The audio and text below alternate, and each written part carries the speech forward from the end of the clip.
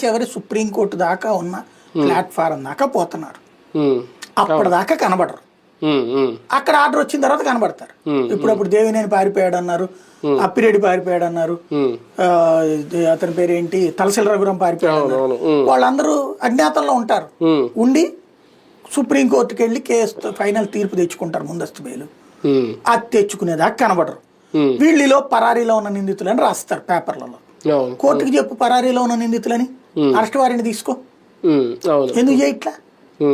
పరారీలో ఉన్నాడు ఈ నిందితుడు అని చెప్పి కోర్టు దగ్గరికి వెళ్ళి ఎందుకు అరెస్ట్ వారిని తీసుకోవట్లా?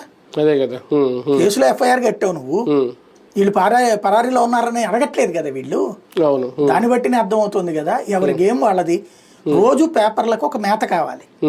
అందులో వైసీపీకి సంబంధించినటువంటి వాళ్ళు ఆడు దొంగ ఈడు దొంగ అని జనం చర్చించుకోవాలి. ఇది కాలక్షేపం నడవాలా. జిఎస్డిపి గ్రోత్ విషయంలో ఒక హైడ్రామా నడిచింది ఆంధ్రప్రదేశ్ రాజకీయాల్లో అని కేంద్రానికి ఏమన్నా అర్థమైందా? తలసరి ఆదాయం 2.16 ఉంటే 8.21% ఎలా వచ్చింది అని దాని మీద ఏమన్నా కేంద్రం ఆలోచిస్తుంది? కేంద్రం ఏం మాట్లాడదు, ఎందుకంటే దానికి ఇక్కడ ఏం సంబంధం లేదు.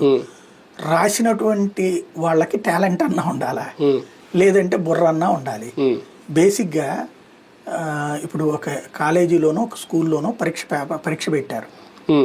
అందులో 15 పేపర్లు దిద్ది 15 పేపర్లలో నువ్వే నెంబర్ 1 అని చెప్పి రాసిస్తే ఎట్టుంటది? అందరిది దిద్దాక అందులో